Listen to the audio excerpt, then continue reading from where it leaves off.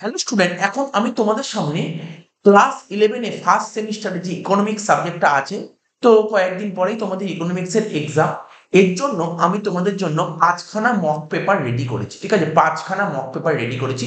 তো এক একটা মক পেপার এক এক দিন করে আমরা আপলোড করব। ঠিক আছে, তো তো আজকে আমরা মক পেপার 1টা নিয়ে ডিসকাশন করব।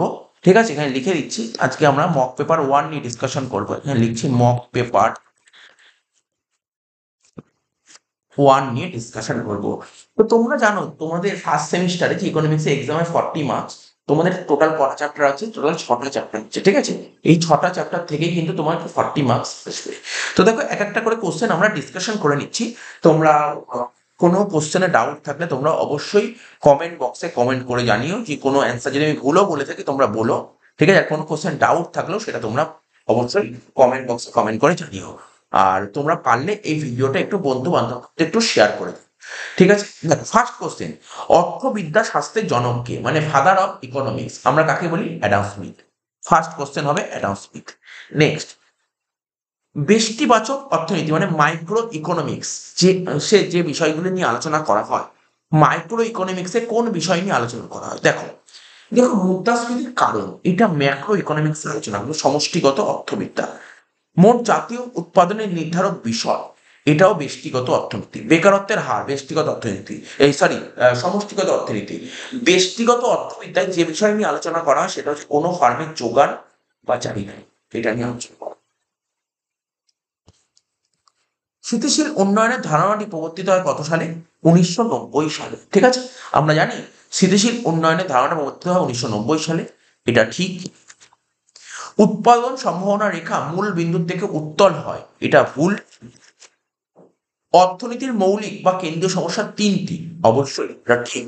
তার মানে কোন অ্যান্সারটা রাইট হবে দেখেন, প্রথমটা রাইট, দ্বিতীয়টা ভুল, তৃতীয়টা রাইট। তাহলে কারেক্ট অ্যান্সার আছে তোমার দুইয়েরটা। নেক্সট, মানুষের অভাব কি? মানুষের অভাব হচ্ছে অসীম। ঠিক আছে? মানুষের অভাব তুমি শেষ করতে পারবে না জীবনে, প্রচুর অভাব আছে মানুষের। তার পাশে একটা বিবৃতি, ধনতান্ত্রিক অর্থ ব্যবস্থাকে দাম ব্যবস্থা বলা হয়। ঠিক আছে, এটা সত্য, এটা সত্য। ঠিক আছে, নেক্সট বিবৃতি কি বলেছে দেখা যাক এটা সত্য কিনা। গণতান্ত্রিক অর্থ ব্যবস্থায় কেন্দ্রীয় সমস্যাগুলি বাজারের চাহিদা ও যোগানের ঘাত প্রতিঘাতে নির্ধারিত হয়, এটাও সত্য।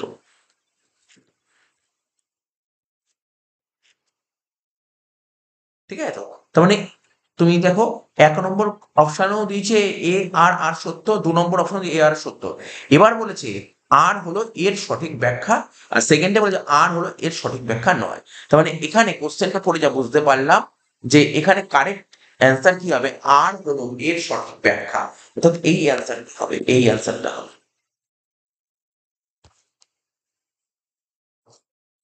এরপরে সারণী মেলাতে হবে, 6 নম্বর কোশ্চেনটা বলছে ধনতন্ত্রে কেন্দ্রীয় সমস্যার সমাধান হয় দাম ব্যবস্থার দ্বারা। ঠিক আছে, অর্থাৎ এটা হবে সমাজতন্ত্রে কেন্দ্রীয় সমস্যার সমাধান হয় কেন্দ্রীয় পরিকল্পনা কর্তৃপক্ষের দ্বারা, বিটটা হবে 2। আর মিশ্র অর্থব্যবস্থার সমস্যার সমাধান হয় উভয় ব্যবস্থার দ্বারা, সিটটা হবে। তাহলে কোন অ্যান্সার হবে? 3 2 2, দেখো কোনটা আছে 3।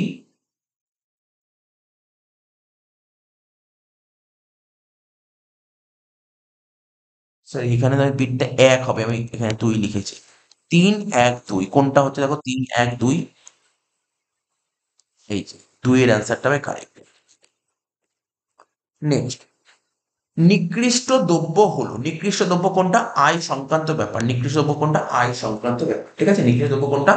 আয় সংক্রান্ত ব্যাপার, কারেক্ট অ্যান্সার। নিরপেক্ষ রেখা মূল বিন্দুর দিকে উত্তল হয়, এর পেছনে কারণটা কি? নিরপেক্ষ রেখা মূল বিন্দুর দিকে উত্তল হয়, তার কারণ কমরা সমান এমআরএস, এটা হবে 2। 9টা বলছে এমইউ কখনো ঋণাত্মক হয় না, এটা ভুল তো। এমইউ ঋণাত্মক হয়, এমইউ ঋণাত্মক হয়, তার মানে এমইউ ঋণাত্মক হয়। এটা এটা যে দিয়েছে না বিবৃতিটা ভুল দিয়েছে, তাহলে দেখো তুমি কোনটা বিবৃতি ভুল, কোন? চারেরটা, চারেরটা হবে এইটা answer।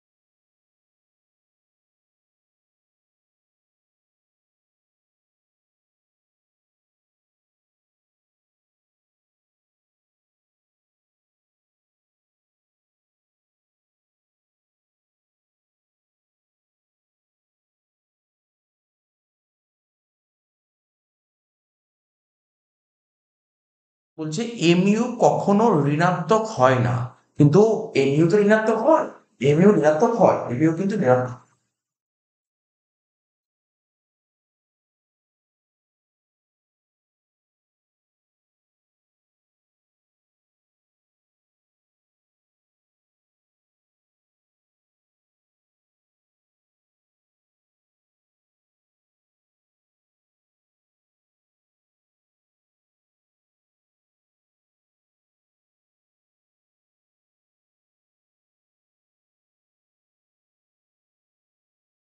তার মানে এখানে যে বিবৃতি দিয়ে বিবৃতিটা ভুল দিয়েছে, তাহলে কারেক্ট অ্যান্সার চারেরটা হবে।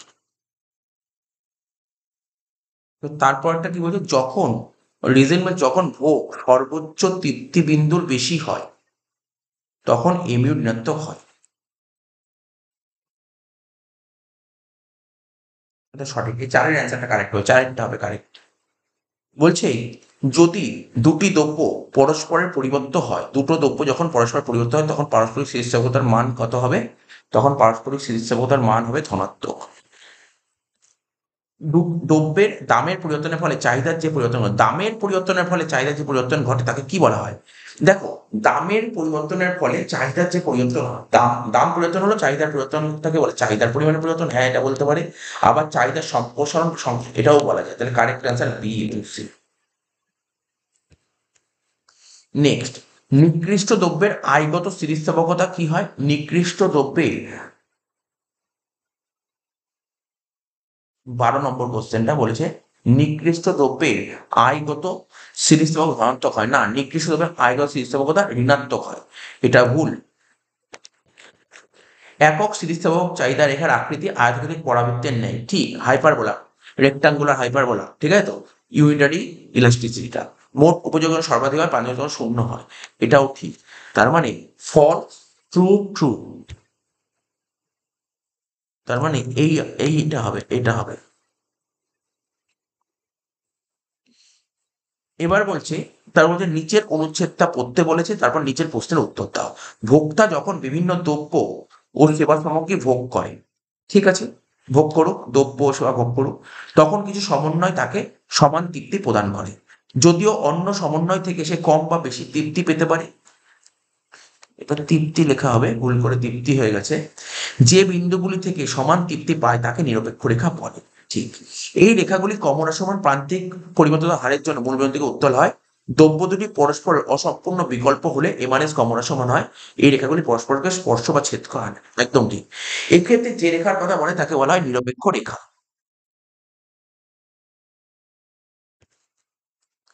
এই রেখার আকৃতি কিরূপ হয়? মূল বিন্দু থেকে উত্তল হয়, ঠিক আছে। আর দুটি দ্রব্য পরস্পরের অসম্পূর্ণ বিকল্প হলে প্রান্তিক পরিবর্তন হার কি হবে? সমান, ঠিক আছে। গড় স্থির ব্যয় রেখার আকৃতি কেমন? গড় স্থির ব্যয় রেখার আকৃতি কেমন হয় জানো? এএফসি রেখার আকৃতি দেখো, এই এএফসি কার্ভের আকৃতি এরকম হয়, অর্থাৎ রেক্টাঙ্গুলার হাইপারবোলা, এটা হবে আয়তক্ষেত্রিক পরাবৃত্ত। তারপর বলেছে এসি রেখার সর্বনিম্ন বিন্দুতে, এসি রেখার সর্বনিম্ন বিন্দুতে এমসির মান কেমন হয়? এসি রেখার সর্বনিম্ন বিন্দুতে, মানে 15 নম্বর কোশ্চেনের অ্যান্সারটা, এসি রেখার সর্বনিম্ন বিন্দুতে এমসির মান কেমন হয়? এসির সমান হবে, এসির সমান। বলছে এসি রেখার সর্বনিম্ন বিন্দুতে এমসির মান কেমন হবে? সমান হবে, কারণ এসি আর এমসি ওখানে কাট করে, ঠিক আছে, তাই হচ্ছে সমান হবে। মোট উৎপাদন যখন সর্বাধিক হয় প্রান্তিক উৎপাদন তখন কত হবে? শূন্য হবে, শূন্য হবে, ঠিক আছে, এটা হবে কারেক্ট অ্যান্সার। স্বল্পকালীন সময়ে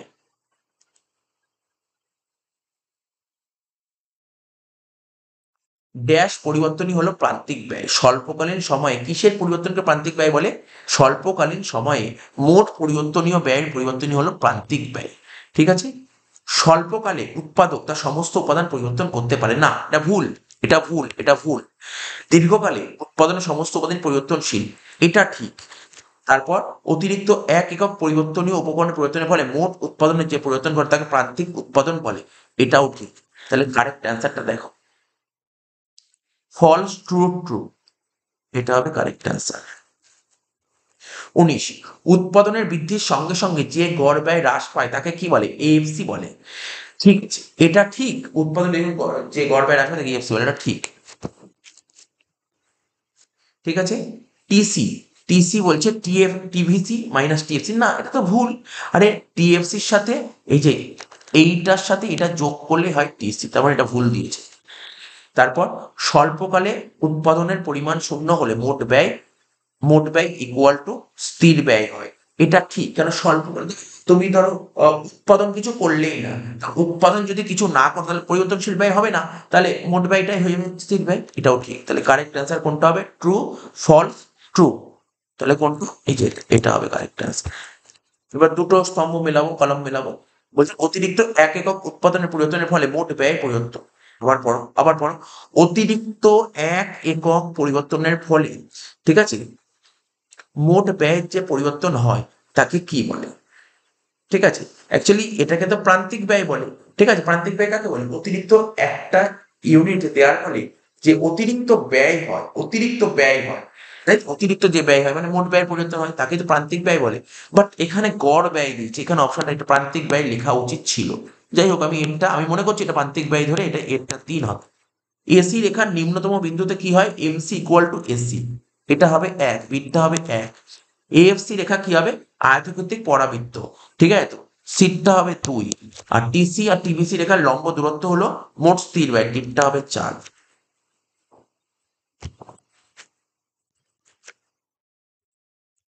20 নম্বর হয়ে গেল। 21 নম্বর, ক্রিকেট খেলায় ওভার প্রতি রানের তথ্য উপস্থাপন উপযুক্ত চিত্র কোনটি? এটা একদম সোজা কোশ্চেন দিয়েছে। এটা হচ্ছে আয়তলেখ হবে, হিস্টোগ্রাম। ঠিক আছে, যখন ক্রিকেট খেলা হয় না, ক্রিকেট খেলা দেখবে প্রতিটা ওভার হচ্ছে, তারপরে দেখবে তোমার টিভিতে দেখায় না একটা চার্টের মাধ্যমে প্রতি ওভারে কত কত রান হচ্ছে, ওই যে চার্টটা দেখায় সেটা হচ্ছে হিস্টোগ্রাম। ঠিক আছে, প্রাথমিক তথ্যের বৈশিষ্ট্য কি? প্রাথমিক তথ্যের বৈশিষ্ট্য দেখো, প্রাথমিক তথ্য যদি সময় কম লাগে না, প্রাথমিক তথ্য যে এমন একটা তথ্য না, প্রাইমারি ডেটাতে প্রচুর সময় লাগে, তার মানে এই অপশনটা ভুল লাগছে, এই অপশনটা ভুল। জনবল বেশি লাগে মানে প্রচুর লোক লাগে, একদম ঠিক। প্রশিক্ষণ প্রাপ্ত লোকের দরকার, একদম ঠিক। ঠিক আছে, তার মানে এখানে কারেক্ট অ্যান্সারটা কি আসছে দেখো, 2 আর 3, 2 আর 3 হচ্ছে কারেক্ট অ্যান্সার এইটা। ঠিক আছে, বলছি নিম্নের কোনটি বিচ্ছিন্ন চলক? এর মধ্যে কোনটা বিচ্ছিন্ন চলক? বিচ্ছিন্ন চলকের উদাহরণ হচ্ছে পরিবারের সদস্য, এখানে যা আছে তার মধ্যে পরিবারের সদস্য সংখ্যাই হচ্ছে বিচ্ছিন্ন চলক। 24 বলছে ড্যাশ অর্থে পরিসংখ্যান হলো, দেখো পরিসংখ্যান স্ট্যাটিস্টিক্স দুটো অর্থে ব্যবহার করি, একটা সিঙ্গুলার একটা প্লুরাল। ঠিক আছে, তো ড্যাশ অর্থে পরিসংখ্যান হলো সংখ্যা তথ্যের সংগ্রহ, এটা হচ্ছে বহু বচন অর্থে। 25 কোনো বিশেষ উদ্দেশ্যে যখন অনুসন্ধানকারী সরাসরি অনুসন্ধান ক্ষেত্রে তথ্য সংগ্রহ করে তখন তাকে কি বলে? প্রাথমিক রাশি তথ্য, তখন তাকে আমরা প্রাথমিক রাশি তথ্য বলি। নেক্সট, বিবৃতি কারণ দিয়েছে, পরিসংখ্যান তার প্রকৃতি ও ব্যবহারের কারণে কলা ও বিজ্ঞান উভয় হিসেবে বিবেচিত হয়। ঠিক আছে, আবার বলছি স্ট্যাটিস্টিক্স তার প্রকৃতি ও ব্যবহারের কারণে কলা ও বিজ্ঞান উভয় হিসেবে বিবেচিত হয়, এটা সঠিক দিয়েছে, সঠিক, কথাটা সঠিক। পরিসংখ্যানের একটি মাল্টি ডিসিপ্লিনারি পদ্ধতি রয়েছে, সেহেতু এটি সর্বজনীন ভাবে স্বীকৃত। ঠিক আছে, এটাও সঠিক, কিন্তু এই যে এখানে বিবৃতি দিয়েছে, বিবৃতির অরিজিনাল রিজন কি এটা? না, এটা নয়, বিবৃতির অরিজিনাল রিজন এটা নয়। তাহলে কারেক্ট অ্যান্সার হবে এই যে এইটা দেখো, এ আর আর উভয় সঠিক, কিন্তু আর এর সঠিক ব্যাখ্যা নয়। নেক্সট 27টা, পরিসংখ্যান শব্দটি দুটি অর্থে ব্যবহৃত হয়। ঠিক আছে, ঠিক আছে, এটা সঠিক, এটা সত্যি, এই মাত্র বললাম না, সিঙ্গুলার প্লুরাল দুটি অর্থে ব্যবহৃত হয়। পরিসংখ্যান বলতে বোঝায় কোনো অনুসন্ধানের সংখ্যাভিত্তিক তথ্যের সংগ্রহ, উপস্থাপনা, বিশ্লেষণ এবং ব্যাখ্যা দানের বৈজ্ঞানিক পদ্ধতি। স্ট্যাটিস্টিক্স কাকে বলে? এই স্ট্যাটিস্টিক্স কি সমস্ত ডেটা কালেকশন করবে, প্রেজেন্টেশন করবে, অ্যানালাইসিস করবে, ঠিক না? এটাই তো স্ট্যাটিস্টিক্স, ঠিকই আছে। তা বলছি চলক দু প্রকার, আগেই পড়েছি আমরা, আগেই ক্লাসে পড়েছি, বিচ্ছিন্ন চলক আর অবিচ্ছিন্ন চলক। ঠিক আছে তো, তার মানে তিনটেই রাইট। তাহলে কোনটা হবে? এই যে এই অ্যান্সারটা হবে ট্রু, ট্রু, ট্রু, বুঝতে পেরেছো? 28 নম্বর, 5 জন বন্ধু পার্টনারশিপ বিজনেস করছে এবং কে কত কত করে টাকা যখন করছে, 2 লাখ, 4 লাখ, 8 লাখ, 16 লাখ, 32 লাখ টাকা দিয়ে ওরা ক্যাপিটাল দিয়ে ব্যবসা শুরু করলো। এক্ষেত্রে কেন্দ্রীয় মান পরিমাপের ক্ষেত্রে কোন পরিমাপটি উপযুক্ত? গাণিতিক গড়, এক্ষেত্রে উপযুক্ত হচ্ছে গাণিতিক গড় মানে অ্যারিথমেটিক মিন। তথ্য সারি কোনো একটি মান শূন্য হলে কি পরিমাপ করা যায় না তথ্য সারির? দেখো, যখন তোমাকে স্ট্যাটিস্টিক্স অঙ্ক ডেটা দিয়ে দেবে না, মানে কোনো একটার মান যদি শূন্য হয়ে যায় তাহলে কোনটা পরিমাপ করা যায়? গাণিতিক গড় করা যায় না? অবশ্যই করা যায়। তারপর সংখ্যাগুরু করা যায় না? অবশ্যই করা যায়। মধ্যমা করা যায়, করা যায় না গুণোত্তর গড়, কারণ গুণোত্তর গড় মানে গুণ করা, গুণ করা। ভ্যালু জিরো হয় তাহলে গুণ করলে গুণফল তো জিরোই বেরিয়ে যাবে। তো ব্যাপারটা বলছে তথ্য সারির কোনো একটি মান শূন্য হলে কি পরিমাপ করা যায় না? গুণোত্তর গড়। বলছে নিচের কোনটি পূর্ণ ধনাত্মক সম্পর্ক নির্দেশ করে? ধনাত্মক, দেখো ধনাত্মক সম্পর্ক এই যে যখন কার্ভটা যখন এরকম যায় তখন তাকে ধনাত্মক সম্পর্ক নির্দেশ করে, ঠিক আছে? তাহলে কারেক্ট অ্যান্সার হবে এটা, ঠিক আছে, দুয়েরটা হবে কারেক্ট।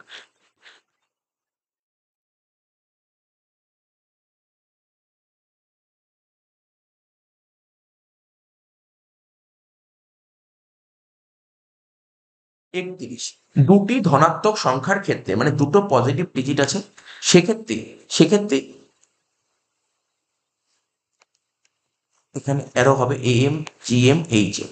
দেখো, যদি দুটো ধনাত্মক সংখ্যা থাকে তাহলে AM GM HM এর সম্পর্ক কি? দেখো, GM এর চেয়ে AM বড় হবে। আবার মানে এখানে কি বলতে যে AM GM HM, GM R HM এর তুলনায় AM টা বড় হবে, এটা সঠিক, এটা ঠিক, এটা একদম ঠিক। AM GM HM সমান, কারণ মান দেখো কোনো ধরো পজিটিভ সংখ্যা দিয়েছে এবং মানগুলো ধরো সেমই আছে, তাহলে AM GM HM সমান বেরোবে। আর AM এর সাথে HM গুণ করলে GM স্কোয়ার। তারপরে এটা মাথায় রাখবে, যখন দুটো ধনাত্মক সংখ্যা থাকবে না, এই তিনটি ইকুয়েশনই ঠিক। তো একটির ক্ষেত্রে কি হবে? এই লাস্টেরটা হবে 1 2 3, এটা। এবার দেখো, একটা অঙ্ক দিয়েছে, একটা অঙ্ক দিয়ে খুব সুন্দর, এবার অঙ্কগুলো আমরা করবো এক একটা করে। কোনো অফিসে 6 জন কর্মচারী দৈনিক বেতন পায়, ঠিক আছে, 50 টাকা, 170, 200, 220, 330, 1000 হলে কর্মচারীদের দৈনিক বেতনের দ্বিতীয় চতুর্থক কত? দ্বিতীয় চতুর্থক, দেখো দ্বিতীয় চতুর্থককে না, দেখো দ্বিতীয় চতুর্থককে আমরা ইংরেজি বলি কোয়ার্টাইল, চতুর্থককে আমরা খাতায় খুলে খুলে করে করে দেখাচ্ছি। দেখো, চতুর্থককে আমরা বলি, ইংলিশে বলি কোয়ার্টাইল।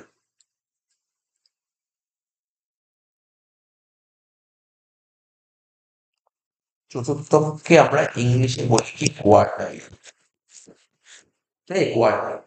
তো কোয়ার্টাইল মানে কিউ দ্বারা ডিনোট করা হয়, কিউ দ্বারা ডিনোট করা হয়। সেক্ষেত্রে ফর্মুলা হবে কি?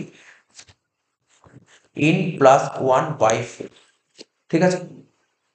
যদি তোমাকে ফার্স্ট কোয়ার্টাইল বলে সেক্ষেত্রে কে, ফার্স্ট কোয়ার্টাইল বলে ফর্মুলা হবে 1 ব্র্যাকেটে n+1/4।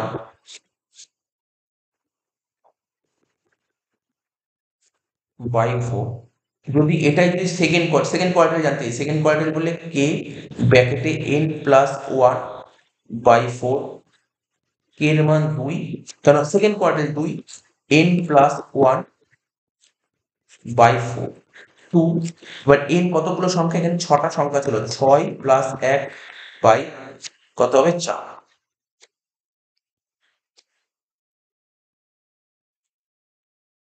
তাহলে করো, 2 ইন্টু 7/4।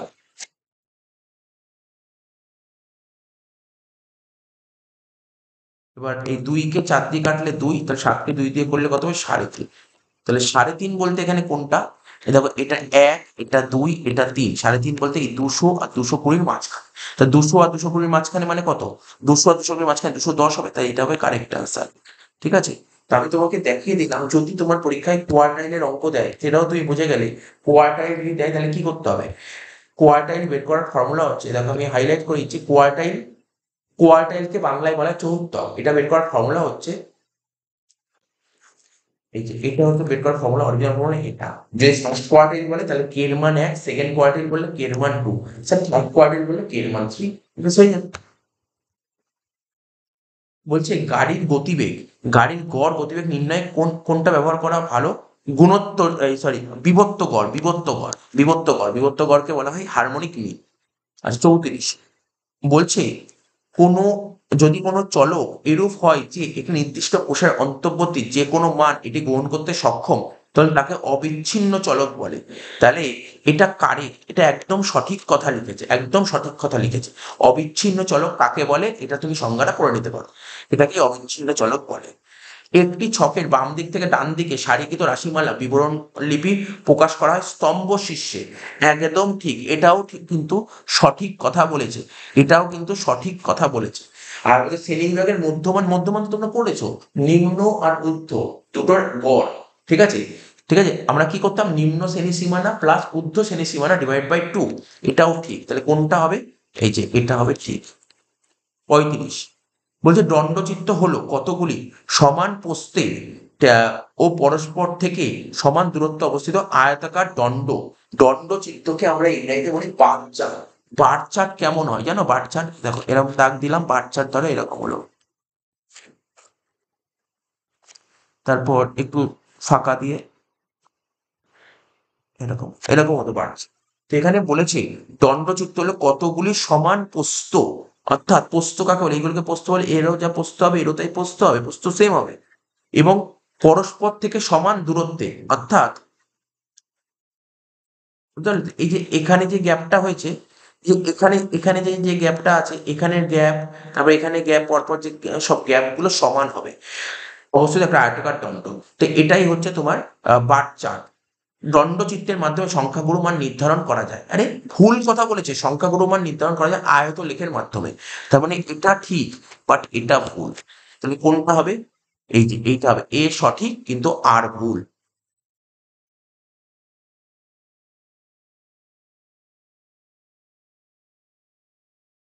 36টা অজাই ব্যবহৃত হয় মিডিয়ান করতে, মিডিয়ান মানে মধ্যমা, এটা হবে 3। এ দেখো আন্ডার রুট মানে এই সাথে এইচ এ গুণ করে তার রুট করে যেটা বেরোয় তাকে বলা হয় জিএ, তার মানে পিঠটা হবে 1। তারপর বলছে সংখ্যাগুরু মান, সংখ্যাগুরু মান কি করতে লাগে, আয়তলেখ, আয়তলেখ থেকে নির্ধারণ করা যায়, সিটটা হবে 4। আর সবচেয়ে অধিক পরিচিতি ও ব্যবহৃত কেন্দ্রীয় প্রবণতা হচ্ছে এএম, ডিটটা হবে 2। তাহলে কোনটা, 3 1 4 2, 3 1 4 2, প্রথম কোশ্চেনের প্রথমটা হবে।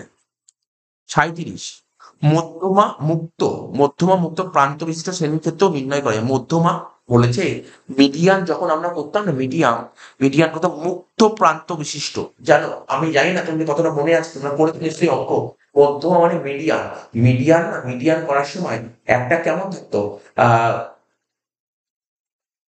ওখানে কি বলা হতো, এক্সক্লুসিভ ক্লাস ইন্টারভেল, ইংলিশে বলতে গেলে, ইংলিশে বলতে গেলে ওটাকে এক্সক্লুসিভ ক্লাস ইন্টারভেল আর ইনক্লুসিভ ক্লাস ইন্টারভেল, ঠিক আছে।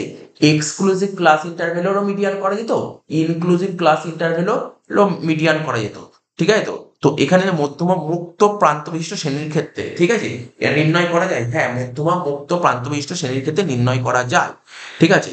আর দ্বিতীয় চতুর্থকে আমরা মধ্যমা বলি, একদম ঠিক, এই মাত্র বললাম না, দ্বিতীয় চতুর্থক, এই দেখো এই দেখো এটাকে দ্বিতীয় চতুর্থক বলে, এই দেখো এই যে এটাই হচ্ছে,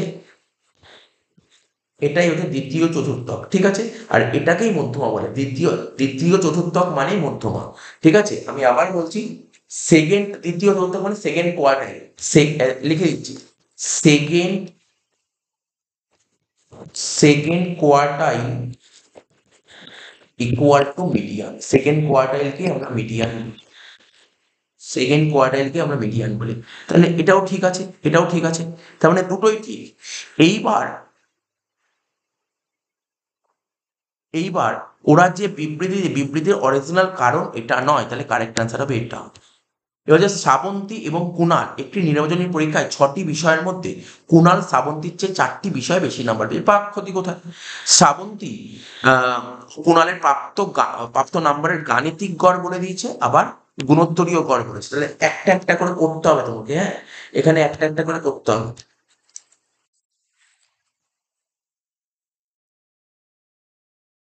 গাণিতিক গড়, গাণিতিক গড়কে আমরা ইংরেজিতে বলি এএম, ঠিক আছে। আর গুণোত্তর গড়কে আমরা ইংরেজিতে বলি জিএম।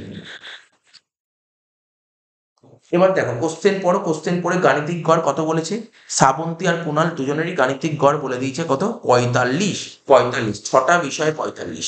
তো 6টা বিষয় যদি তোমার 45 হয়, তাহলে গাণিতিক গড় বের করার ফর্মুলা, 6টা বিষয় 45, গাণিতিক গড় বের করার নিয়ম হচ্ছে তুমি টোটাল মোট যত নাম্বার পেয়েছো, মোট যত নাম্বার পেয়েছো তো মোট নাম্বারকে আমরা সামেশন এক্স লিখলাম, এত নাম্বার পেয়েছো ডিভাইড বাই এন, কারণ এটাই গাণিতিক গড়ের ফর্মুলা। কত পেয়েছো? 45 ইকুয়াল টু এখানে 6, সামেশন এক্স কত হবে? সামেশন এক্স হবে 270, 270, ঠিক আছে? তাহলে গাণিতিক এই শ্রাবন্তী আর কুণাল যে পরীক্ষা দিয়ে 6টা সাবজেক্টে ওদের গড় নাম্বার পেয়েছে 45। 6টা সাবজেক্টে 45 প্রায়, তাহলে টোটাল কত নাম্বার? 270 পেয়েছে। এটাই আমরা করলাম, ঠিক আছে? এবার কি বলছি, এইচএম কত বলেছে? এই জিএম বলেছে, জিএম কত বলে? জিএম জিএম বলেছে 30, জিএম বলে দিকে 30। যদি ওটা না বের করলেও হয়ে যেত, দরকার ছিল না, দরকার ছিল নেই। এই যে এক্সট্রা বের করলাম না, এই যে আমি যে এটা বের করলাম না, এটা দরকার ছিল না। তো ওরা কি জানতে চেয়েছে না, ওরা কি জানতে চেয়েছে ভালো করে দেখো, ওরা জানতে কি চেয়েছে? ওরা জানতে চেয়েছে শ্রাবন্তী ও কুণালের প্রাপ্ত নম্বর বিভক্ত গড় কত? বিভক্ত গড় মানে এইচ এম। তার মানে আমরা একটা ফর্মুলা শিখেছিলাম, A M into H M equal to G M square. হ্যাঁ স্যার করেছিলেন। জি এম কত? 30, তার স্কোয়ার। এ এম কত? A M 45। তাহলে এখান দিয়ে এইচ এম বেরিয়ে যাবে। এইচ এম করবো কি করে? H M equal to 30 square মানে 30 ইন্টু 30 ডিভাইড বাই 45, ঠিক আছে? তারপর 900 বাই 45 মানে কত হচ্ছে? 20। আমার এইচ এম কত বেরোলো? 20। দেখো এইচ এম এর অ্যান্সার কি 20 দিয়েছে? এই যে 20 দিয়ে এটা অ্যান্সার।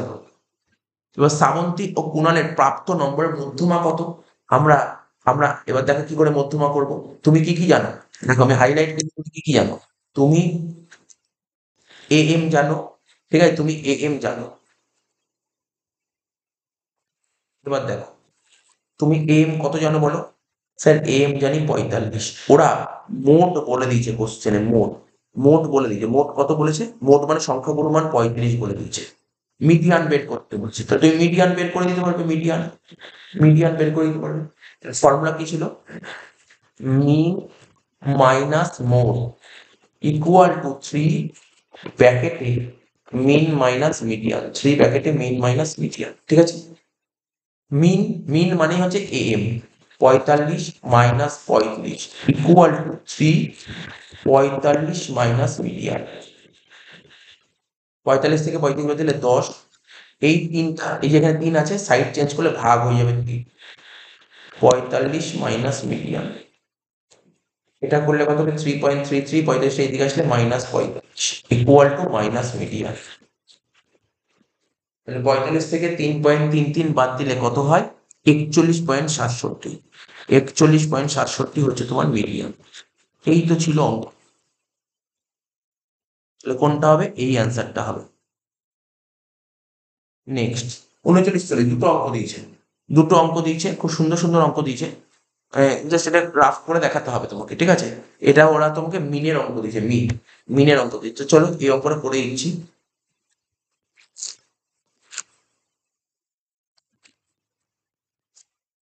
প্রথমে দিয়েছে নম্বর,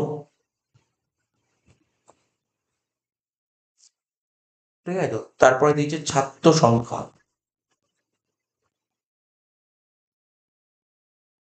ছাত্র সংখ্যা আমরা এফ দ্বারা ডিনোট করি। তারপর আমরা একটা এক্স লিখবো, এক্স, ঠিক আছে? এক্স লিখবো, তারপর লিখবো ডি, তারপর লিখবো এফ ডি। দেখে দেখে টোকো। দেখো আমি কোশ্চেনটা একবার দেখিয়ে দিই। দেখো 0 থেকে 10, 10 থেকে 20, 20 থেকে 30, 30 থেকে 40, 40 থেকে 50, 50 থেকে 60। দেখে দেখে লেখো। কি লিখবো?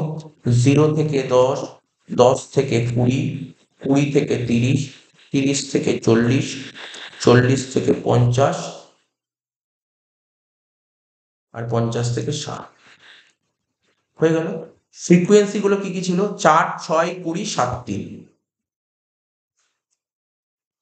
4, 6, 20, তারপর একটা কোশ্চেন মার্ক ছিল 7, 3। যেটা কোশ্চেন মার্ক ছিল এটাকে এক্স ধরে নিন, ঠিক আছে? এক্স কি করে বের করবো? একদম সোজা। এ দেখো এই এক্সটা, যে এখানে এখানে এক্স ধরবো না, এক্স ধরবো না, কারণ ওখানে তো এক্স ছিল, এখানে এক্স ধরছি না। এক্স এর জায়গায় আমরা কি লিখি? এ ধরি, এ বেটার হবে। এই যে এখানে এক্স, এক্স বের করার নিয়মটা কি? এক্স বের করার নিয়ম, এ দেখো এই 0-র সাথে এই 10 যোগ কর, করলে কত হয়? 10 হয়।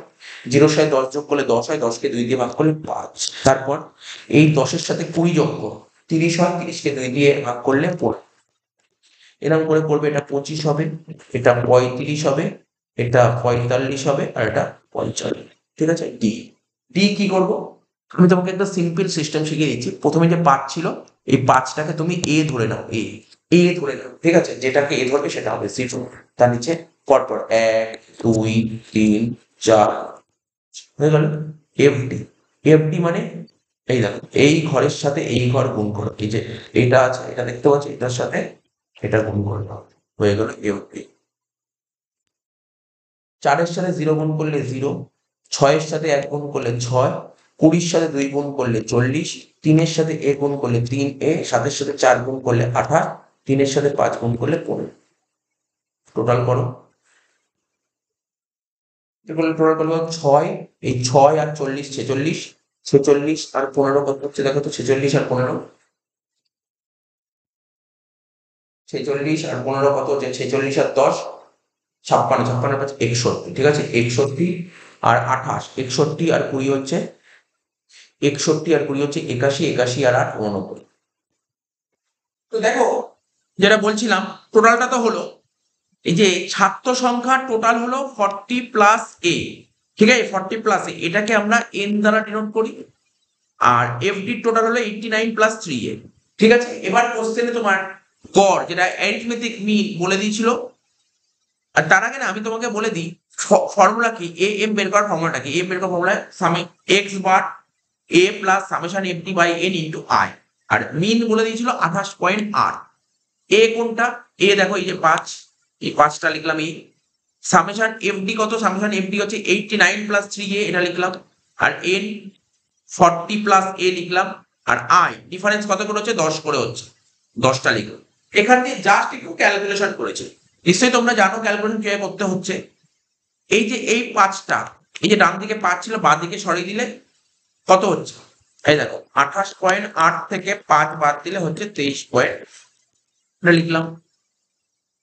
এইবার এই এই দেখো 89 প্লাস 3 এর সাথে 10 গুণ করেছে, কত হচ্ছে, 89 এর সাথে 10 গুণ করলে 890, 3 এর সাথে 10 গুণ করলে 38। নিচে কত ছিল, 40 প্লাস এ, নিচে লিখে দিলাম 40 প্লাস এ। এবার ক্রস মাল্টিপ্লিকেশন করব, কি করব, এই 23.8 এর সাথে এইটা গুণ করব। তাহলে 23.8 এর সাথে যদি এই 40 গুণ করি,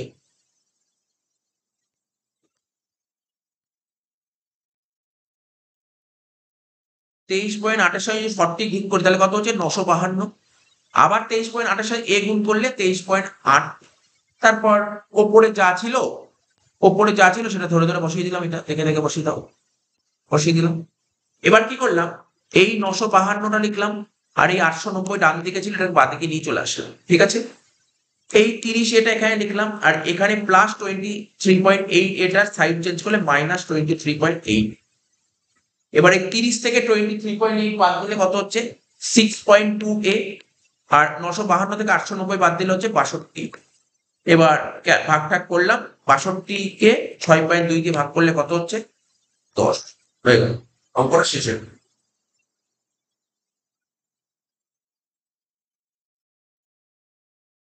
তাহলে অ্যান্সার কোনটা হলো, 10, এটা হলো।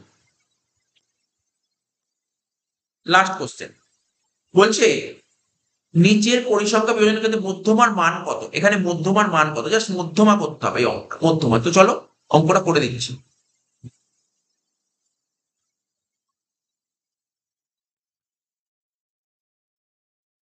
প্রথমে কি হয়, শ্রেণী, তারপর পরিসংখ্যা। প্রথমে লিখছে শ্রেণী, শ্রেণীকে না ইংরেজিতে বলে ক্লাস, ক্লাস লিখছি। পরিসংখ্যাকে ইংরেজিতে বলে ফ্রিকোয়েন্সি, এখানে লিখলাম এফ। তাহলে দুটো টুকি আগে, 160 থেকে 62 লিখছি, 160 থেকে 162, 163 থেকে 165, 66 থেকে 68, 69 থেকে 71, 66 থেকে 68, 69 থেকে 71, 72 থেকে 74।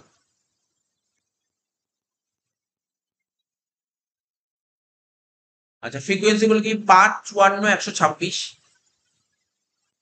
5 54 126, 81 24, 81 24 হয়ে গেল। এবার আমরা কি করব, ক্লাস বাউন্ডারি করব। দেখো একটা জিনিস বলে দিই, কখন ক্লাস বাউন্ডারি করতে হয়, আগে বহুবার বলেছি। ক্লাস বাউন্ডারি, এই দেখো এখানে 62 আছে, এখানে 63 আছে, তাহলে গ্যাপ কত হচ্ছে, গ্যাপ গ্যাপ যদি গ্যাপ থাকে তাহলেই করবে, নাহলে করার দরকার নেই। এক করে গ্যাপ আছে, যদি গ্যাপ থাকে তাহলে করবো, নাহলে করবো না। দেখো এখানে গ্যাপ আছে এক, এখানে গ্যাপ আছে এক, এখানে গ্যাপ আছে এক, গ্যাপ থাকলেই করবো। কি করে করতে হবে ক্লাস বাউন্ডারি, দেখ 0.5 বাদ দেবো, 0.5 বাদ দেবো এবং যোগ করবো। অর্থাৎ এই পোর্শনটা থেকে, এই পোর্শনটা আছে, এই পোর্শনটা থেকে 0.5 বাদ দেবো, আর এই পোর্শনটা থেকে 0.5 যোগ করবো। ব্যাস হয়ে গেল। এখন তো বলে স্যার 0.5 কেন, দেখ গ্যাপ কত করে হয়েছে আমার, গ্যাপ স্যার গ্যাপ বেরিয়েছে এক, এককে 2 দিয়ে ভাগ করো।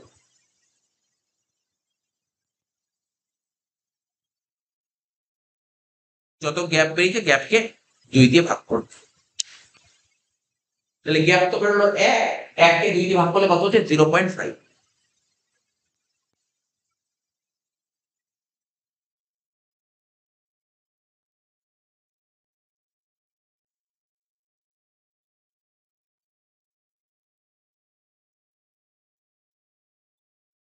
এই দেখ 160 কে 0.5 দিয়ে, 160 কে 0.5 দিয়ে বাদ দিলে কত হচ্ছে 159.5, আর 162 সঙ্গে 0.5 যোগ করলে 162.5। এখানে হবে 162.5, এখানে হবে 165.5, 165.5, এখানে হচ্ছে 168.5, 168.5 হচ্ছে 171.5, 171.5 এটা হচ্ছে 174.5। লাস্টে ঘর করতে হবে সিএফ মানে কিউমুলেটিভ ফিগার। এই 5টা এখানে বসে 5, 5 আর 54 যোগ করলে হবে 59, 59 আর 126 যোগ করলে কত হবে দেখা যাক,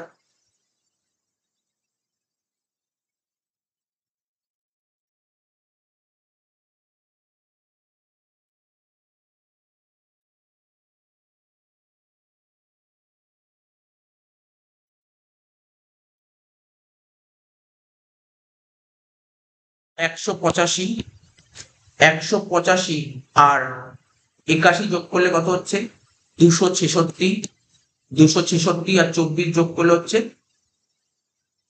290। ঠিক আছে, আর একবার জাস্ট ক্যালকুলেশনটা একটু চেক করে নিতে হবে। 5 যোগ 54 59, যোগ 126 185, যোগ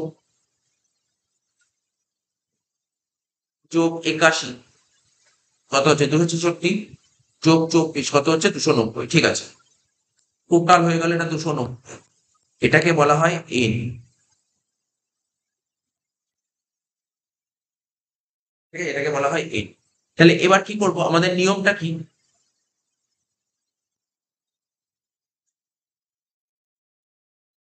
সবার প্রথম মিডিয়ান ক্লাস বের করতে হয়, মিডিয়ান ক্লাস।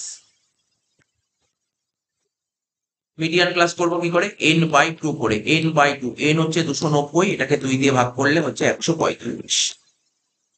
এবার দেখতে হবে, এবার তোমাকে সিএফ মানে এই ঘরটার দিকে তাকাও, এই ঘরটার দিকে তাকিয়ে দেখবে 145 পরের সংখ্যা কত আছে, 145 পরের সংখ্যা আছে 185। এই ঘরটাকে বক্স করে দাও, কভার আপ করে দাও, করে দিলাম কভার আপ। এটাকে বলা হয় এফএম, এই পোর্শনটাকে বলা হয় এল, আর এটাকে বলা হয় সি। ফর্মুলা ভ্যালু হয়ে যাবে, মিডিয়ান বের করার ফর্মুলা এল প্লাস, লিখছি নিচে লিখি, ফর্মুলাটা নিচে লিখছি, মিডিয়ান বের করার formula L plus n/2 minus C by F M into I. তাহলে এল কত লিখেছি 165.5, n/2 145 মাইনাস সি কত 59,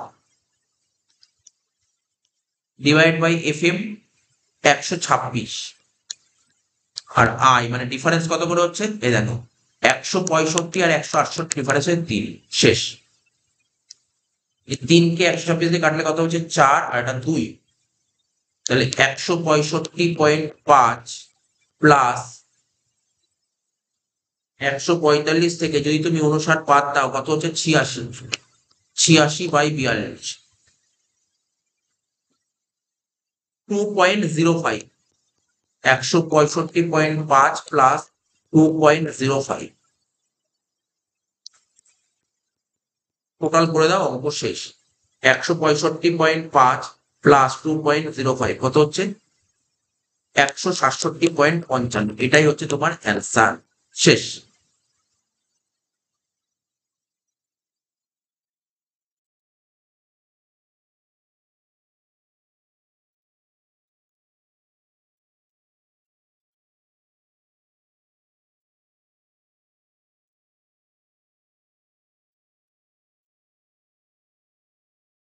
দেখো আমাদের করে বেরোলো 167.55, 167.5 বেরোলো। ঠিক আছে, তার ওদের অ্যান্সার আছে 167.4। তো কিছু করার নেই, এই অ্যান্সারটাই রাইট পাবে।